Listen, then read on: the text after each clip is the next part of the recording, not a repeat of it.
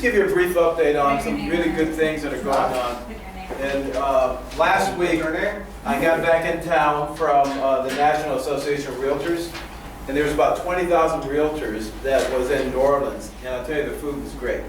It was really great, but I got a lot of valuable golden nuggets out of that conference. I attended so many courses, and they were just full of information that was so right on with where the market is.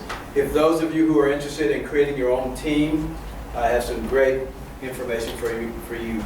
I think you're a great candidate, Mark, to expand your team. You have a team already. But those of you who are tired of working, doing it all yourself, it may make some sense to be a part of the team. Okay? All right, so I know Floyd, do you ever teach anybody? You've been a teacher, right? Sunday school? What? Sunday school teacher? Oh, yeah. Yeah, okay, so you know how to teach. All right, so just some of the courses I attended, 8 Steps to Achieve Superstar Success in Real Estate Sales. This course was taught by a guy named Bob Wolf. Bob Wolf is a $100 million a year producer. You guys, some of you met Bob Wolf before, right? So he was one of the speakers. He talked about that. I also went to another one, 42 Days and 42 Ways to Prosper. 42 Days, 42 Ways to Prosper. So learning to use a CRM. What's a CRM? Anybody know? Customer relationship management. Yes. Database. You're using it, aren't you? Yeah. It's powerful, isn't it? It's a powerful, powerful tool, database management. So let me just kind of walk you through some of the answers to the question. So what I want to do is, I'm going to have you pass this around. And I looked at this earlier today. And yesterday, you know what I did? I got myself ready to begin next year. I have a business card that I've been using for about 5 years now, and my son's picture's on it.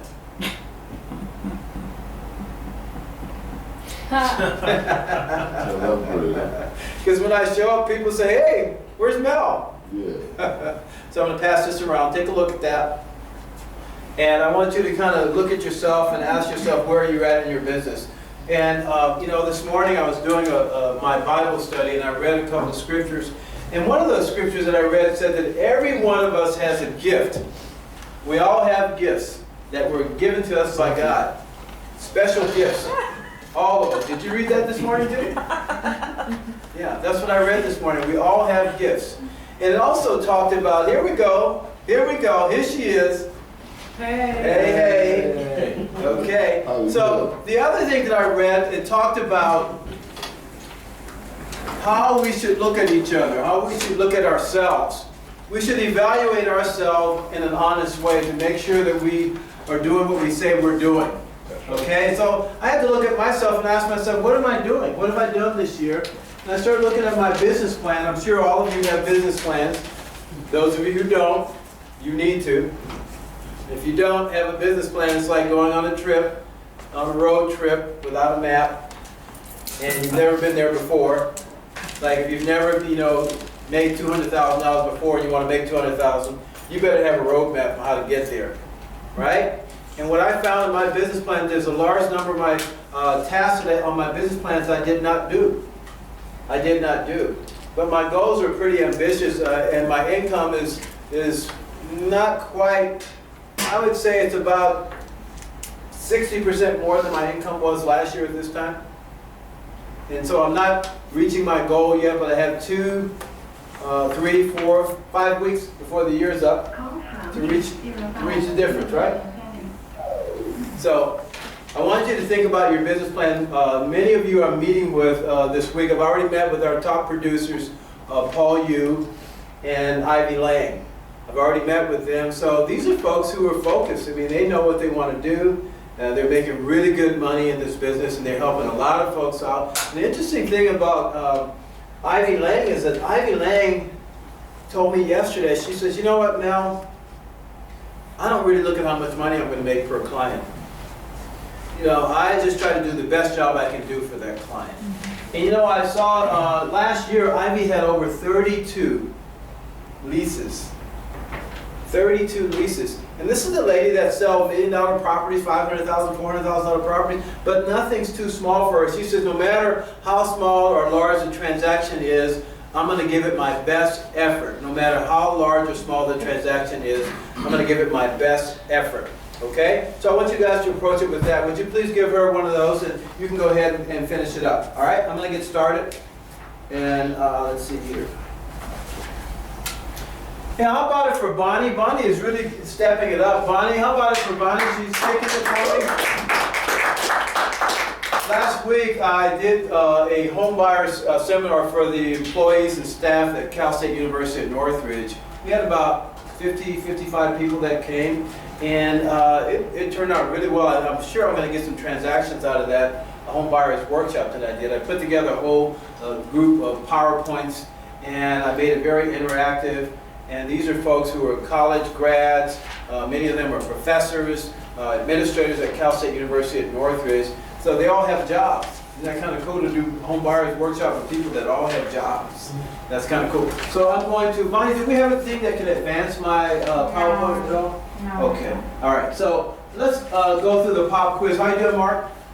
You all done? Can you pass that up? It's already there. Cool. All right. Did you put your name on it? I see no one's name on this. Your initials on the bottom. Okay. Very good. Very good. Okay. All right. So I'm going to walk you through some of the answers of what I just quizzed you on right now. Go ahead, Lily. You can finish up. All right. Don't wait for the answers. All right. Okay. So I'm going to go over the economic outlook. You know what I think I may do is I may sit down so try to block the screen from you guys being able to see. Let's see here. All right. All right, so we're going to go through the economic outlook. And how many of you have a sense of what the economic outlook is right now? Anybody? What's your take on it? Good, bad, poor, Good. improving, getting worse? It's good. You say good. What do you say? Improving. Anybody else? Improving. Improving? Yeah, improving. Okay. So let's see. All right, so this is the unemployment statistics for the U.S. and for California. So when we started out about 4 years ago, the unemployment rate at the national level was about 9.9%.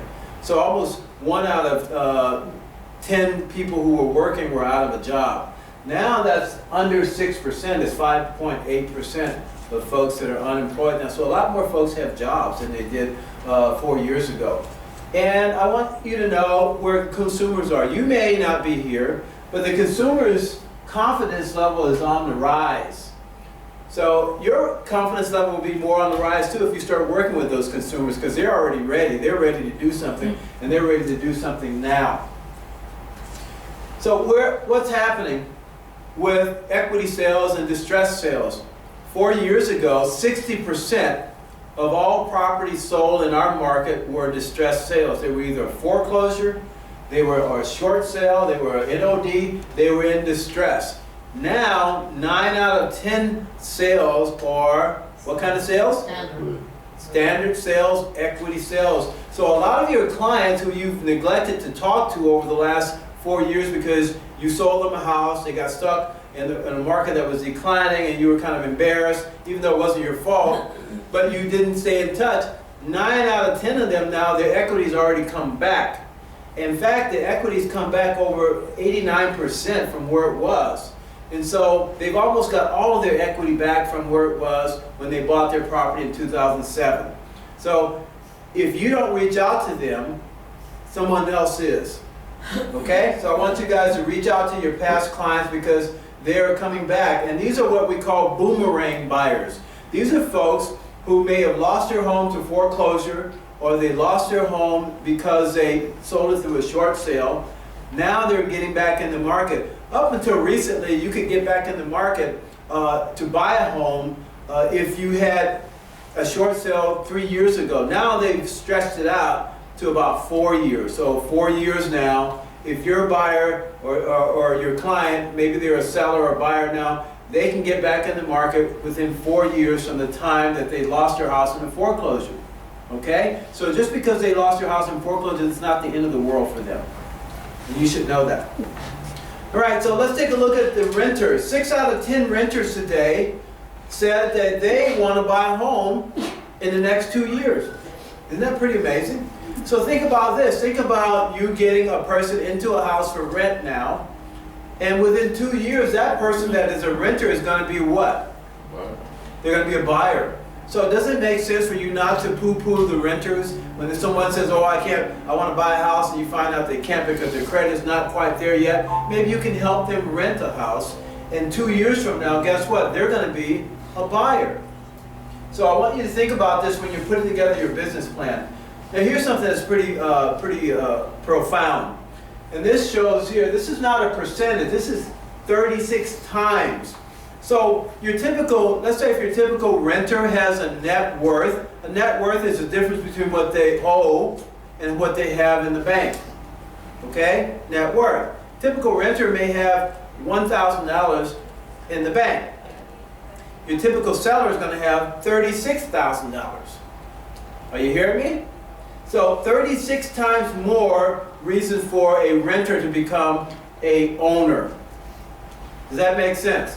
So can't you think of a compelling argument that you can show to a renter or a tenant and say, look, did you know that your net worth can go up just by you owning a home? How many folks do you know that are renters? Anybody here know any renters? A lot of folks are renters.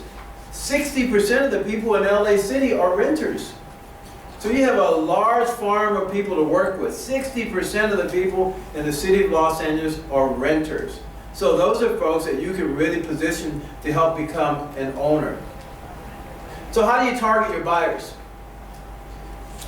65% of the buyers are married. So if I'm going to work with a buyer, I probably want to have a bias toward married people. I don't know why. Why do you think that might be? Almost 2/3 of them are married. So this is something that I think you should know when you're putting together your business plan. Almost 80% of them are buying a single family dwelling, not a condo. You know, the condo financing is still difficult to do because of the FHA approval. Really is very hard to obtain nowadays, and it's not likely to get any better anytime soon, right? So single family homes. And the great thing about a single family home too is that there's no HOA dues. All right. Anybody know anyone that's 50 years or older? Where's my mirror? So I can look at myself. 50 years or older, what are they doing? Buying a second house. Selling and renting. Yeah, look here. They're buying homes that are senior-related housing. Senior housing. Assisted care facility. Leisure village. Anybody know anybody that lives in a leisure village? Right? That's what about 13% of the buyers are doing who are 50 years or older. They're thinking about retirement now. Your typical first-time buyer is younger than Nancy. Actually, older than Nancy. Yes. What are you, 27? I'm turning 27 on Saturday. 27 on Saturday. Happy Yay, happy birthday. Thanks. All right. So actually, they're older than Nancy. So you got 3 more years before you buy your house? That's fine. Okay. All right. She's okay with that. Your typical first-time buyers are pretty young. So you guys better get with your technology, all you oldsters who don't like technology. First-time buyers are pretty much folks who have technology skills, right? So if you don't have a smartphone and you have a dumb phone, you need to change. Get rid of that flip phone and invest in a smartphone. Floyd did it. Floyd is a person that does not like change. And I remember about 4 years ago, I kept having this analogy of, do you have a smartphone or do you have a dumb phone? And then pretty soon, Floyd invested in a smartphone. And now, Floyd, would you go back to your flip phone? It was free. Oh, you wouldn't go back. You wouldn't go back. Somebody paid for it for you, Floyd. Probably your family member. No, Your kids wanted to text you. T-Mobile paid for it. All right. Typical repeat buyer, look what their ages are. 53. Hey, Rodney, that's you and me. 53, right? Your typical repeat buyer are a bit older. So, and they typically have a little bit more money. Typical buyer took 10 weeks to search for a home. And they're usually doing this searching before they reach out to the realtor. Usually about 6 weeks of searching before they reach out to their realtor. And they're going to look at up to 10 homes so when you say, How many more houses that you want to see? How many more houses do they want to see? Realize that the average of them are looking at least 10 homes. And as the market gets more inventory, they're going to probably look at even more than 10 homes. So don't get frustrated because the buyer does not want to buy the first house that you show them. Right? Don't spend your commission that fast. Okay? All right, so how to target your buyers. Most of them do not want an adjustable rate mortgage. They want a fixed rate mortgage. So you need to talk to them about that. Liliana, did you finish your assignment? Because you need to turn it in before you answer all those questions. Did you finish your assignment? I didn't finish, I'm almost He's done. waiting for that. Oh, you're waiting for the No, answers? I'm almost done, but I want to listen what you're saying. Oh, okay. Should we all wait for her? Yeah, because otherwise she's gonna hear. Oh, go ahead. That's okay, just go ahead and copy whatever there. I'll wait till you finish. Just don't braid hers. Did you give Greg one of okay.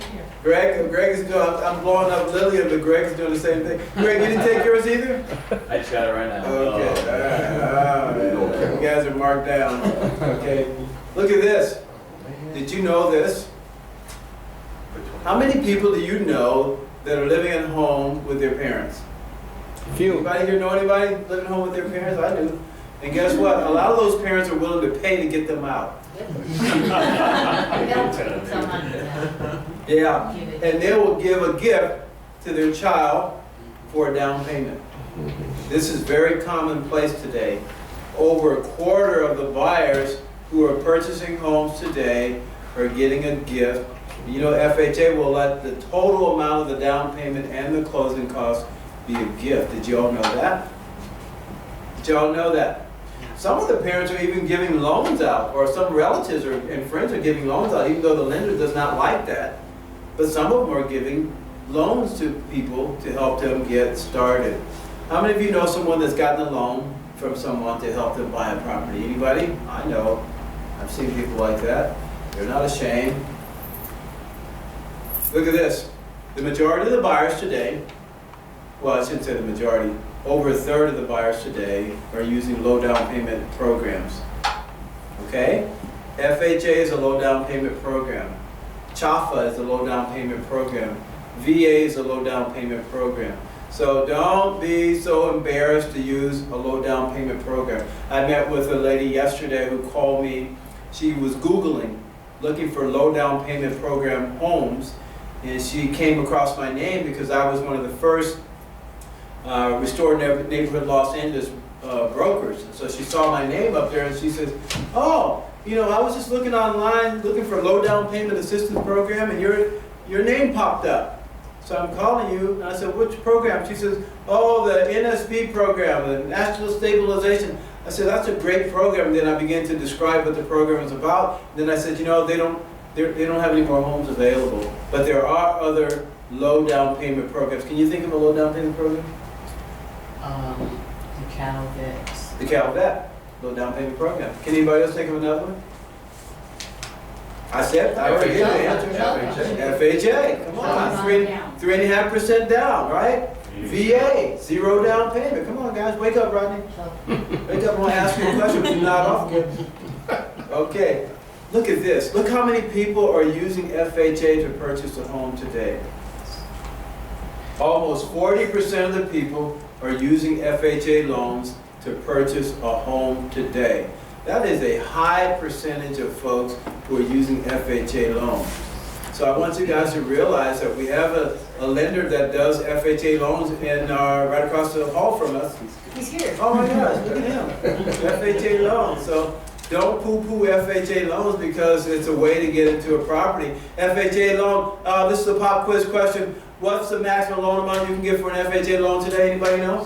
600. You say what? 700. You say 629. What do you say? 620. You say 620. What do you I say? think it's 729. You say 729. I think it's more like 625. What do you say?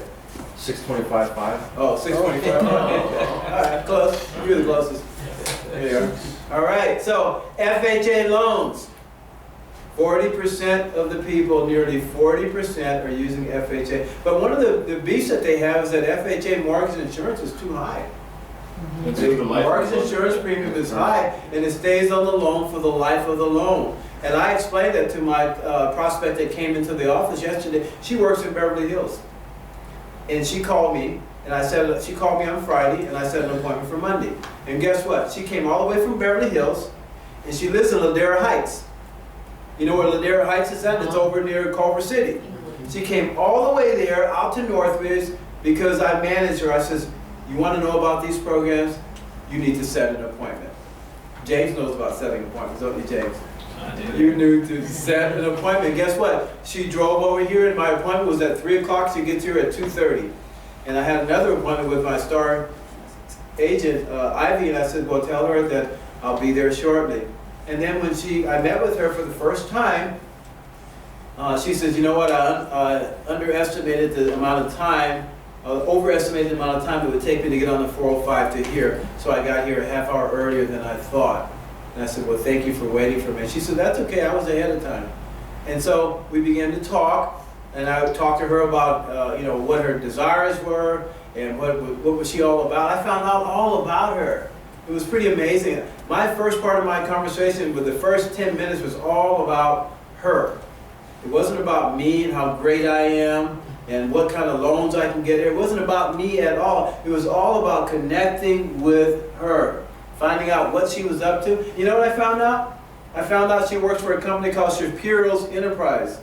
I said, what do you do? She says, well, you know, I do their accounting. I said, okay. And she said, I have a great job. I've been there for 15 years. So I'm thinking, yes, 15 years, right? And she says, you know, I said, well, what does your company do? Well, we manage Jerry Seinfeld. We manage Carl Reiner. Really? That's pretty cool. So I got to know all about her before we even started talking about anything to deal with real estate. I connected with her. And then I found out some things about her personal health, and I really connected with her on that. And I gave her some examples of other folks I knew who had similar situations that she went through, and it was pretty amazing. And then I said, you know, she kept saying things like, you know what, I'm so thankful I'm alive, you know, God's been good to me. And so I said, you know what, before we get started, can I do something with you? She says, what's that? I said, can I pray with you? She said, oh! She went like this, oh my God, you are the realtor, you are the realtor. I'm serious. I am so serious. So I am told, she said, I knew I was in the right place. I connected with you, and you know, I found out that she has $50,000 saved. She wants to buy a house. She wants a 2-bedroom. 1.5 bath is good. Right? So guess what? I'm going to get her pre-qualified. I gave her my wish list. And I said, would you complete this wish list and get it back to me? She said, oh yeah, I'll do that. So you hear what I'm saying? I did that through a telephone call. And one of the things that realtors do not do very well, and I'm one of the culprits myself, we don't do a good job of calling people back quickly. We don't. One of the biggest gripes that consumers have is that realtors don't call them back. And so what I want you to do is realize that they have a choice. When people call you, they have a choice. They can call you, or they can call Greg, they can call somebody else. And if you don't call them back, don't feel like you're doing them a favor, because you're not. They are doing you a favor. You just need to know how to talk to them and connect with them and set the appointment. Are you all with me? So Cynthia, who's going to be our VA specialist, 9% of the consumers who are buying homes today are using VA financing. Isn't that cool? Wow. 1 out of 10 almost. All right, so how do you target your buyers? Here's what you need, guys. I'm so happy that 4 years ago I told you guys to get rid of those dumb phones, and you all have your smartphones. Because guess what? The majority of the consumers are using mobile devices to access information about real estate. They start their search using a mobile device, right? 92% of them start searching on the internet before they contact a realtor.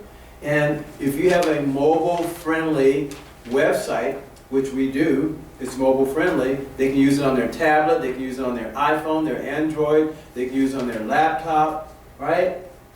That is going to give you an advantage. Oh my gosh. Look how many people use That was realtors. 90. Only 13% of the people. What's that? What'd you say? She said she had to write answer. 90. She put 90. Only 13% of the people who are buying do not use a realtor. That's a very small percentage of people who are buying who don't use our services. How's that possible? How is it possible that they don't use a realtor? Yeah, they use a listing agent or the buyer's agent. Well, not necessarily. There is something that's called a for sale by owner out there still. It's still for sale by owners, and usually the for sale by owner is buying from somebody that they already know. It's not like they put a for sale by owner sign out there and they ran and talked to that seller. Usually it's a seller selling to a friend or a relative or someone like that. Okay, how many of you have seen a situation where you bought a property or someone bought a property from a relative or a friend? Anybody ever see that? Sure, it happens all the time. But the majority of them, the overwhelming majority, almost 90%, Lillian, are using a realtor. Now, anybody want to know about sellers? Nobody does? Okay, let me just go on this. Should I skip the seller part? No. Oh, anybody want to know about sellers? Yes. Oh, okay. All right, those of you who don't, get out of here, okay? We don't want you trying to list the properties we're trying to list, okay? All right. So, 40% traded up to a larger home. Wouldn't it be good to know why sellers are selling? So if you looked around in neighborhoods that have really small homes, have you know any neighborhoods that have really small homes? Yeah, Encino Park. Yeah, that's a small, a lot of Lake Balboa has small Balboa. homes. Like what? Hollywood Hills, right? Right? Small homes. Wouldn't it make some sense to now target sellers in those neighborhoods? Because guess what? Almost 50% of them are going to want to trade up. Now, I'm trying to help you guys put your business plan together. So when we meet later this afternoon and later on this week and next week, you'll have the right answers, okay? And I can help you customize your business plan. 47% of them purchase a more expensive home. Anybody like a nice commission? 47% of them bought a more expensive home than they sold. What's the median price home in the San Fernando Valley now? Anybody know? 450. Yeah, over 450, 480, right? Yeah. So can you imagine if you list a house, Nancy, that sold for 450, and guess what? You're probably going to be selling that same seller another house for 500 or 600, right? Wouldn't that be cool? Real cool, right? All right. A lot of them purchase newer homes. Some folks don't like older homes, but some folks, they'll take an older home in a great neighborhood, right? They'll take Studio City. I'll take a 50, 60-year-old house in Studio City south of the boulevard any day of the week, right? I will. And I'll give up my Northridge home for it. Anybody got a listing over there? Do a little trade. All right. Typical seller lived in their home how long? 10 to You guys don't believe that. Let me hear it again. What is a typical seller? How long they stay in their home? 7 to 10. You say 7 to 10. What do you say? So who should you target when you're targeting sellers? 7 to 10 years. You guys are lost, huh? Let me repeat that. This is the open book part of the test, okay? This is the open book part. Who should you target when you're targeting sellers? People who just bought last year? 10-year-old 10-year-old homeowners. sellers. People have been there. And that's why I tell you guys when you're working on a farm, how many times have we talked about this? A lot. You thought I was just bringing it out of my head, right? You probably said, Mel, you're full of air. I know what I'm talking about. I do the research, okay? I happen to be a member, for those of you who don't know, of the research committee for the National Association of Realtors. So I get this stuff hot off the press. You owe me $5. All right? And last year, the California Association of Realtors created for the first time a research committee. And guess who chaired it? Moi. Okay? I'm giving you guys information that's going to help you get to that next level. Aren't you tired of just making $75,000, $80,000 a year? Don't you think you're worth more than that? Well, some of you don't. And that's okay. More for me. All right. How do sellers get targeted? What do? 88% use a real estate agent to sell their home. So only 12% of them are going without a realtor. And even if for sale by owners, eventually most of them go to a realtor. I've sold homes to buyers who were finding a house that was a for sale by owner. I went to the owner and I talked to them and I says, you know, Mr. Seller, I have a client over here, Irene and Matthew, and they're pre-approved to purchase a home in the $375,000 to $400,000 price range, and you're asking $365,000. You know, what if I brought you a buyer? Here's my commission agreement. I want, you know, since I don't have to do much marketing, I'll only charge you 5%. He said, normally I charge 6 or 7, but I'll only charge you 5%. You see? Then I'm working with an agent that I really like, that buyer's agent, and the seller's agent. I love him too, right? Because they're all me. You getting it? Y'all getting it? I don't have to worry about, you know, them not complying with all the terms and messing things up, right? And messing up my escrow, right, Rodney? Okay. All right, 38% of the sellers use an agent that was referred by a friend. So almost 40% of the people who are sellers get a referral from a friend. But what does that tell you? Conversely, what is that opposite percentage? 60% of the sellers are not being referred by a friend. That gives me a wide open market, doesn't it, Nancy? Yes.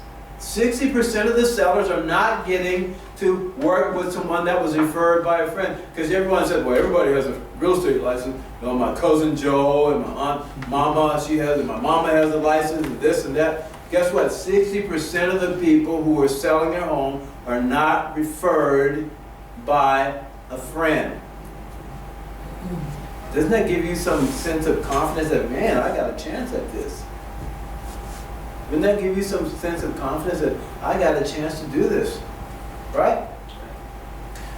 22% use the agent that they worked with before. There is something wrong with this percentage. What is wrong with this percentage, Floyd Lima?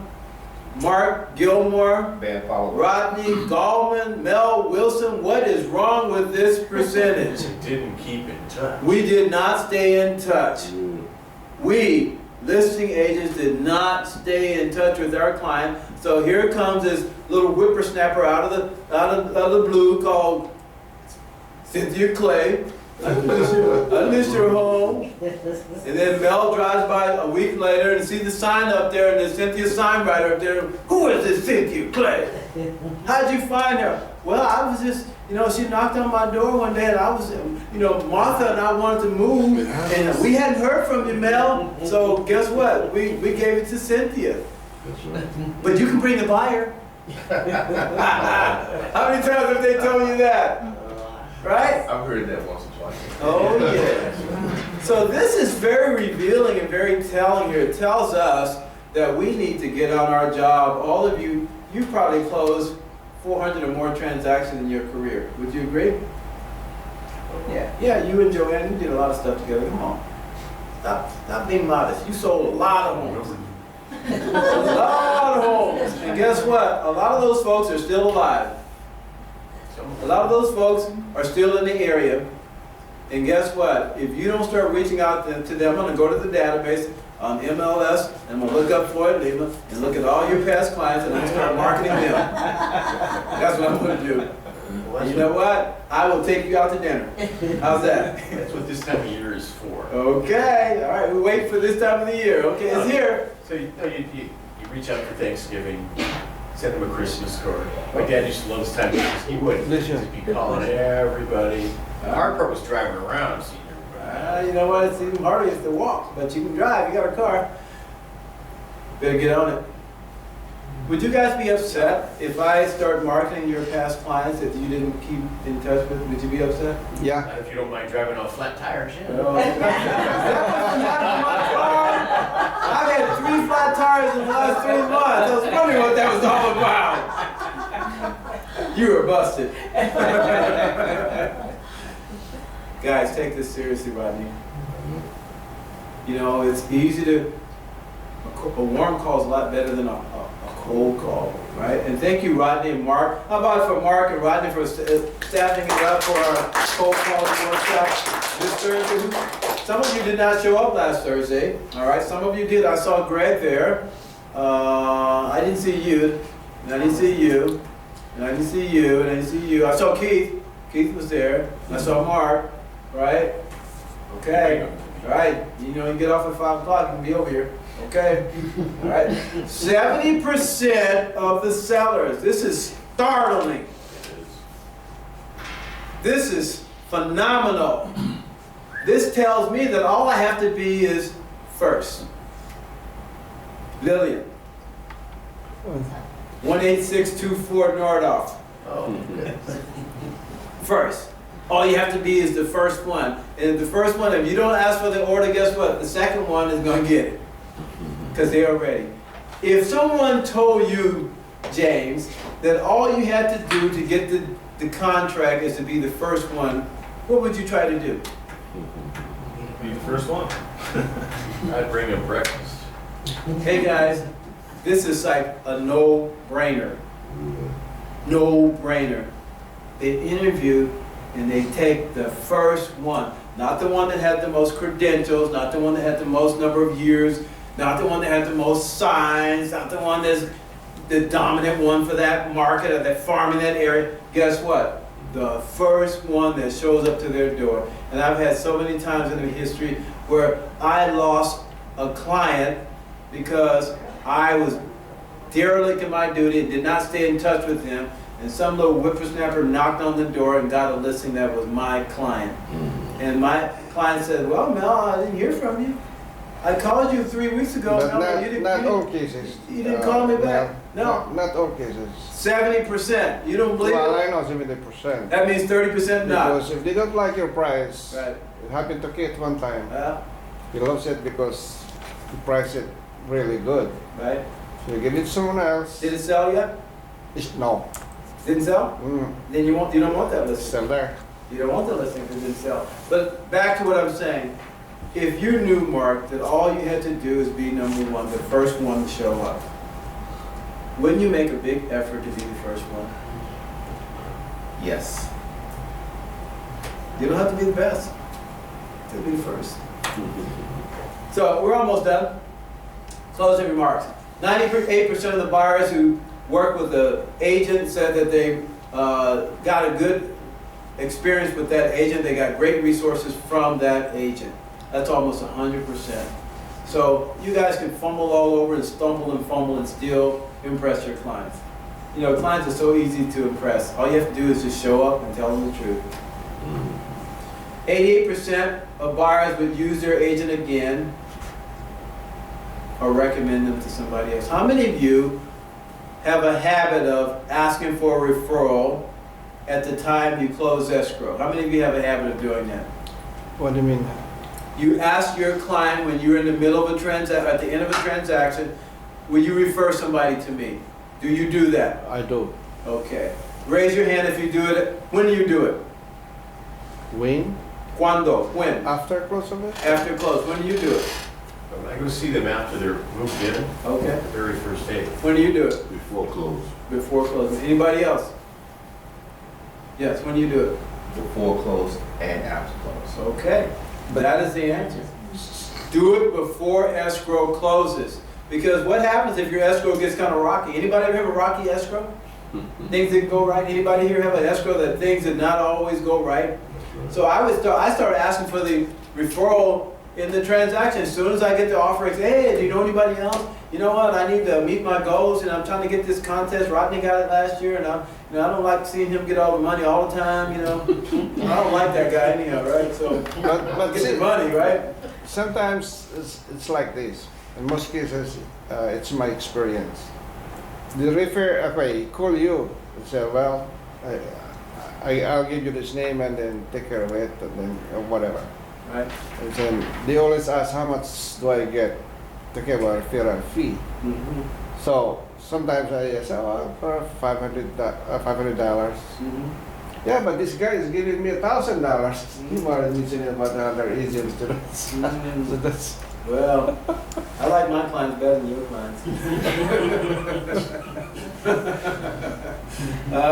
So you may have to invest in them. I call it a marketing expense to get them to refer someone to you. But usually if you do a good job for someone, they're going to want to refer someone to you, whether you give them money or not. I'll tell you, most of my clients are just happy that they got through the process and they were able to achieve the American dream of home ownership. They're just so happy about that. And if you stayed in touch with them throughout the transaction, they're going to be happy, more than happy to refer people to you. How many of you get a letter of reference at the close of your escrow? How many of you do that? Anybody here? That's I got bad. once, only one. Only one. Oh, wow. You only close one escrow? You should be getting a letter of reference for everybody that you close a transaction with. Everybody, you should be getting a letter of reference from them. And you know what I do for them, Floyd? I write the letter for them. I say, here's a letter that I've written about my services to you. Feel free to use this letter, but if you don't want, you can put your own letter together. Because most of the time, most people are not writers. They're not going to sit there trying to figure out what they did and what you did. So I write the letter for them, and then I said, if you want to make any changes, you can change and edit, or you can write your own, but either one or the other. Yes, Mark? Do you change it after each I one? do. I do it for each client. I customize it. Okay. I do. And some people, I had this transaction with this client that I closed earlier this year. One of my biggest sales ever. I sold them their property that I had sold them over a 30-year period. And as I shared with you guys, I've had 19 closings with this one client, and it all started with a door knock 31 years ago, door knocking, and I sold them a property, and then I sold them another, and then I sold them apartment buildings, and I just kept selling them properties. And then finally, when they retired, a number of the properties that I had assembled together, I packaged them all together and sold it for $4,675,000. And then they had a tax problem. And one of them said, you know what, I don't care, I'll just pay my taxes. And the other one said, Rodney, I want to do an exchange.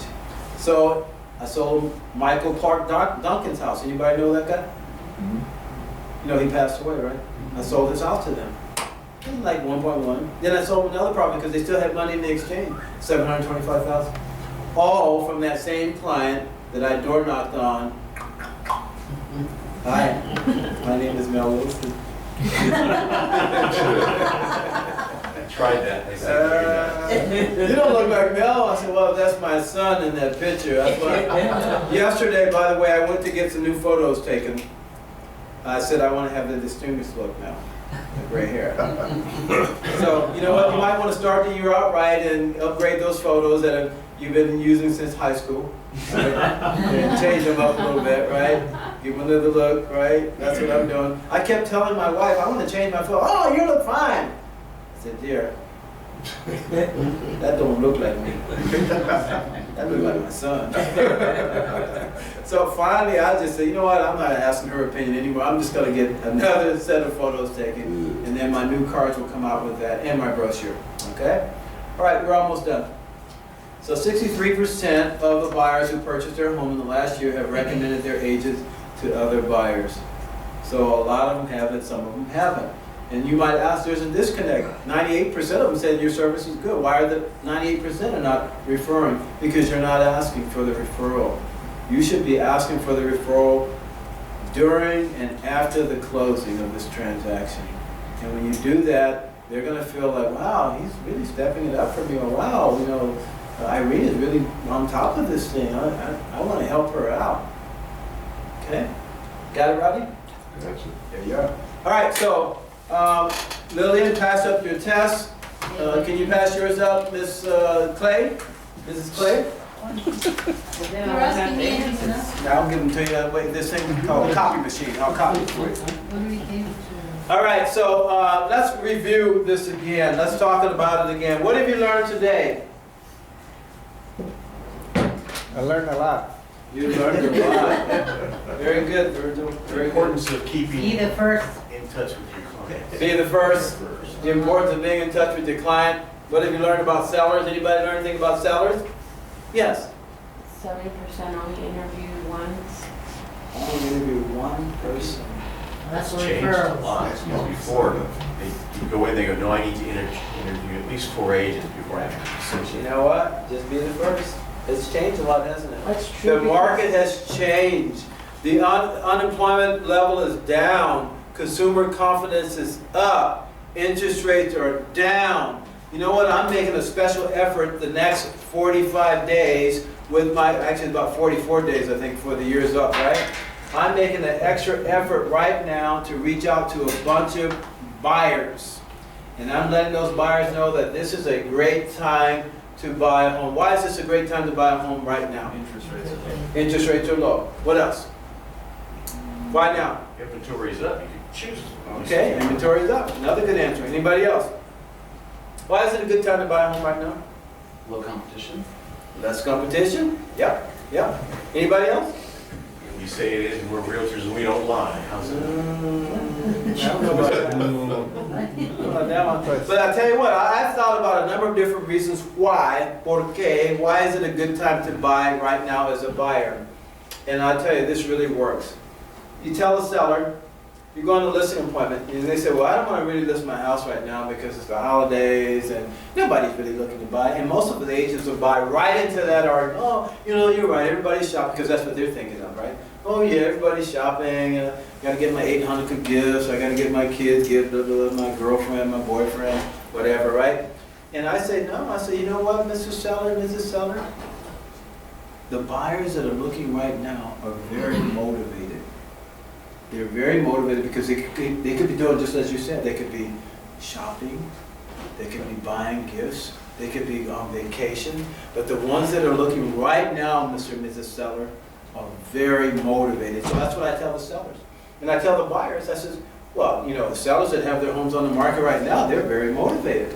Maybe they put it on the market in July or June, or and it's still, the listing's still going on. I said, you know, because they're tired of people walking through their houses during the holidays, and they're likely to accept a good offer today that may be much better terms now than you're going to get in January, February. So this is what I tell the buyers. I tell the buyers, this is a great time. Interest rates are low. Inventory is on its way up.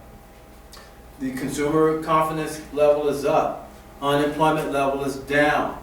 This is a great time for you to buy now. And why would we buy now and lock in the price now at the low end of the market? Because this is the low end of the market right now. This time of the year, the cycle is that things start winding down. So I have a great pitch for a seller, and I have a great pitch for a buyer. So I want you guys to think about that. Don't sit around on your laurels. You can have this year end really strong. But you got to use these tools. I gave you some great tools here. We're going to put them on the website so you can go in and pull it down and use it, whatever you want to use it. Use it in your CMA, use it in your marketing analysis, use it in your home buyers workshop, your whatever workshops you're having. Use this information. It's all accurate information, and it's all powerful information. You just got to tell somebody. So don't be such a stranger.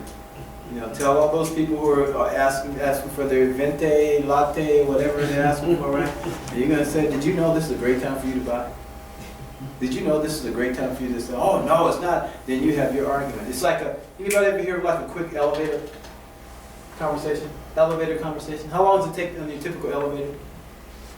30 seconds.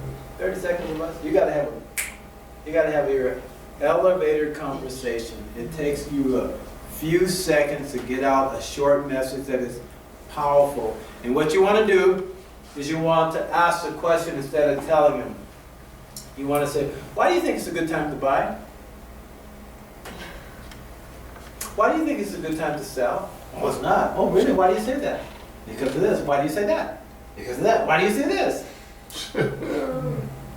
Right? You hearing me? It's powerful. You manage people by asking questions. So Rodney, when are you going to step it up? Today. Okay. All right. Any questions before we close down? All right, guys. Go get it. Make it happen.